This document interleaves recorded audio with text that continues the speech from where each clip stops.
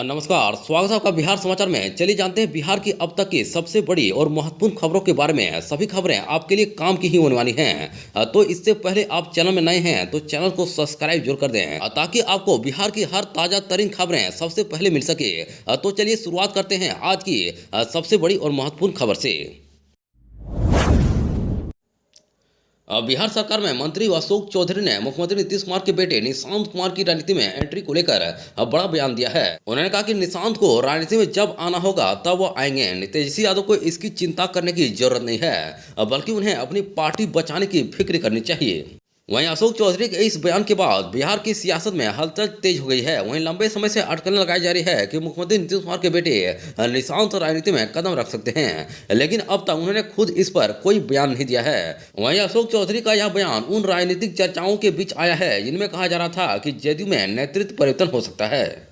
दरअसल राजद नेता तेजस्वी यादव पहले भी जदयू पर निशाना साधते रहे हैं और हाल ही में उन्होंने निशांत कुमार की राजनीति में एंट्री को लेकर बड़ा बयान दिया है। वहीं अब अशोक चौधरी के जवाब से यह साफ हो गया है कि जदयू इस मुद्दे पर ज्यादा चिंतित नहीं है। वहीं अब देखना है कि दिलचस्प होगा कि तेजस्वी यादव इस बयान पर क्या प्रतिक्रिया देते हैं और निशांत कुमार खुद इस मुद्दे पर कब और क्या बोलते हैं। अब बता दें कि बिहार की सियासत में मुख्यमंत्री नीतीश कुमार के बेटे निशांत कुमार को लेकर तरह तरह के कयास लगाए जा रहे हैं। बिहार की राजधानी पटना और आसपास के 6 जिलों के लोगों के लिए खुशखबरी है। वहीं अब लोगों को जाम में घंटों फंसना नहीं पड़ेगा। दरअसल इसको लेकर खुद सीएम नीतीश कुमार ने मास्टर प्लान तैयार किया है। दरअसल सीएम के मास्टर प्लान के तहत पटना समेत बक्सर, रोहतास, कैमूर, भोजपुर और नालंदा जिलों में ट्रैफिक सुधार के लिए बड़े प्रोजेक्ट शुरू किए जाएंगे।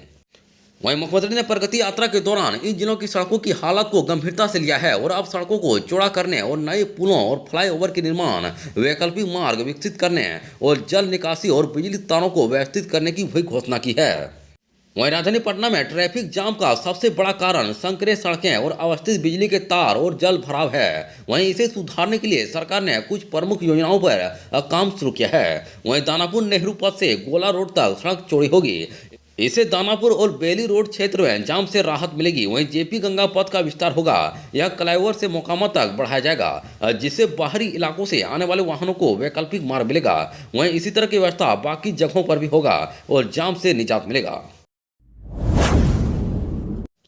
बिहार चुनाव में सीएम फेस को लेकर राष्ट्रीय जनतांत्रिक गठबंधन में जारी चर्चा और अटकलों के बीच लोजपा के अध्यक्ष और केंद्रीय मंत्री चिराग पासवान ने बड़ा बयान दिया है। वहीं चिराग ने कहा कि 2025 का चुनाव एनडीए जीतेगी और सरकार बनाएगी। वहीं हम लोग मुख्यमंत्री नीतीश कुमार के नेतृत्व में चुनाव लड़ रहे हैं और वह फिर से सीएम बनेंगे।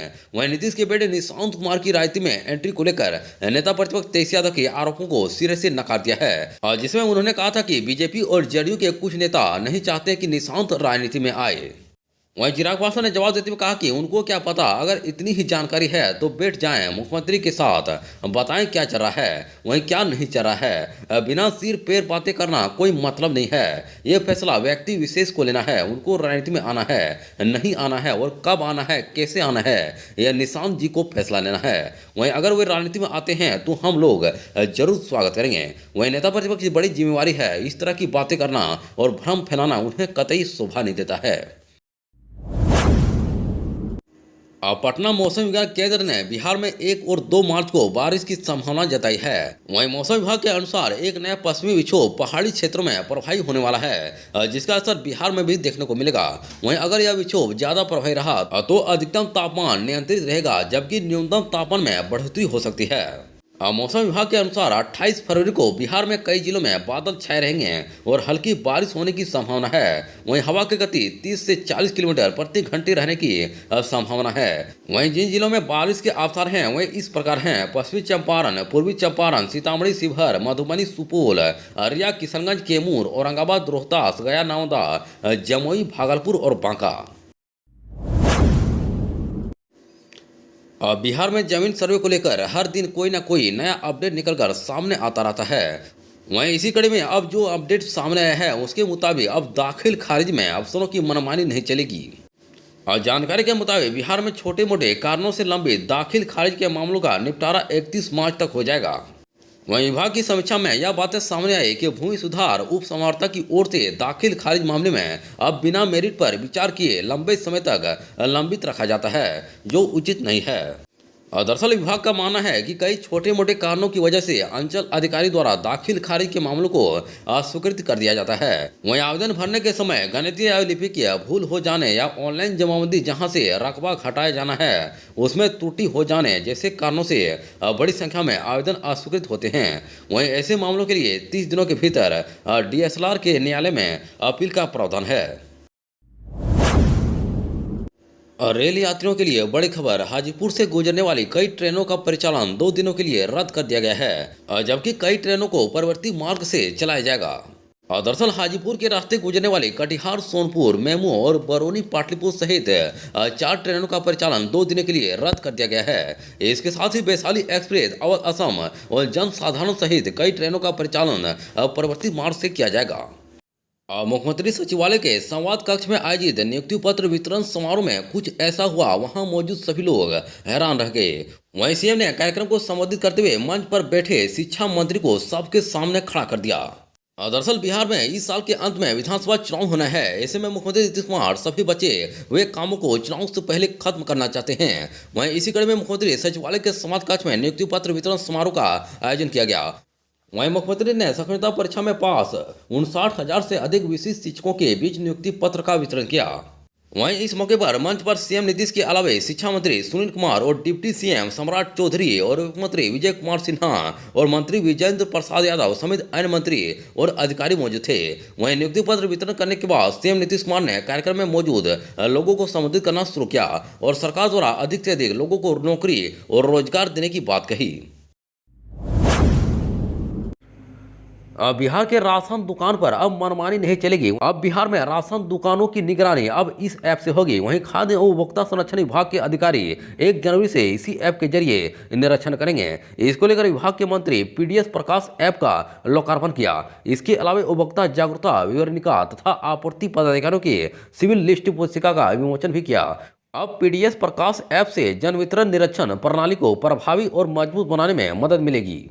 दरअसल जानकारी के अनुसार PDS प्रकाश ऐप से अधिकारियों को राशन दुकानों की जांच करने में सुविधा होगी। वहीं लाभुकों के फीडबैक की बेहतर मॉनिटरिंग हो पाएगी, उनकी समस्याओं का त्वरित समाधान होगा। दरअसल इस ऐप गूगल प्ले स्टोर पर उपलब्ध है। उन्होंने राज्य खाद्य व असैनिक आपूर्ति निगम कार्यालय में ई-ऑफिस प्रणाली का भी शुभारंभ किया। इसके जरिए खाद्य व असैनिक आपूर्ति कार्यालय के काम में तेजी और पारदर्शिता आएगी। वहीं प्रधान सचिव ने कहा कि किसी भी वस्तु अथवा सेवा में त्रुटि हो तो उपभोक्ता को सबसे पहले कस्टमर केयर शिकायत करनी चाहिए। अगर वहां से उपभोक्ता को समाधान न मिले तब उपभोक्ता को टोल फ्री नंबर 1915 पर डायल कर अपनी शिकायत दर्ज करनी चाहिए। यहां 17 भाषाओं में शिकायत दर्ज कराने की सुविधा है। दरअसल यहां से सीधे उत्पादक से समस्या के समाधान की व्यवस्था है। वहीं इन दोनों विकल्पों का चयन करने के बाद भी उपभोक्ताओं की समस्या का समाधान नहीं मिले तब उन्हें उपभोक्ता फोरम में शिकायत दर्ज करनी चाहिए। बिहार सरकार के ऊर्जा मंत्री विजेंद्र प्रसाद यादव ने बताया कि वर्ष 2024 में राज्य के ऊर्जा परिक्षेत्र में अनेक महत्वपूर्ण उपलब्धियां हासिल की गई तथा राज्य के लोगों को बिजली की बेहतर सेवा एवं सुविधाएं उपलब्ध कराने की दिशा में कार्य किए गए हैं। उन्होंने बताया कि मुख्यमंत्री विद्युत उपभोक्ता सहायता योजनागत राज्य के लोगों को अत्यंत सस्ती बिजली मुहैया कराई जा रही है। वहीं इस योजना के तहत वित्तीय वर्ष 2024 और 25 के लिए कुल 15,343 करोड़ रुपए की अनुदान की राशि स्वीकृत की गई है। वहीं ऊर्जा मंत्री ने बताया कि कृषि कार्य के लिए निर्धारित बिजली दर में राज्य सरकार द्वारा 92% अनुदान दिए जाने के फलस्वरूप अब किसानों को मात्र 55 पैसे प्रति यूनिट बिजली का खर्च पड़ता है, जिससे अब बिजली से सिंचाई करना डीजल तुलना में 10 गुना से भी अधिक सस्ता है। दरअसल मुख्यमंत्री कृषि विद्युत संबंध योजना के अंतर्गत राज्य के किसानों को निःशुल्क बिजली कनेक्शन दी जा रही है। वहीं वित्त वर्ष 2024 और 25 में कुल 1.50 लाख कृषि विद्युत संबंध के लक्ष्य को माह दिसंबर 2024 में ही पूर्ण कर लिया गया है। वहीं विजेंद्र यादव ने बताया कि हमारी सर्वोच्च प्राथमिकता हर खेत तक सिंचाई का पानी पहुंचाना है। वहीं किसानों को निःशुल्क कृषि संबंध दिए जाने के निर्धारित लक्ष्य को समय से पहले पूरा कर लेने हेतु रणनीति बनाई जा रही है। इसके साथ ही अलग कृषि फीडरों का भी निर्माण तेजी से किया जा रहा है। साथ ही कृषि फीडरों का सोलराइजेशन कार्य भी वर्ष 2025 के महत्वपूर्ण लक्ष्यों में से एक है।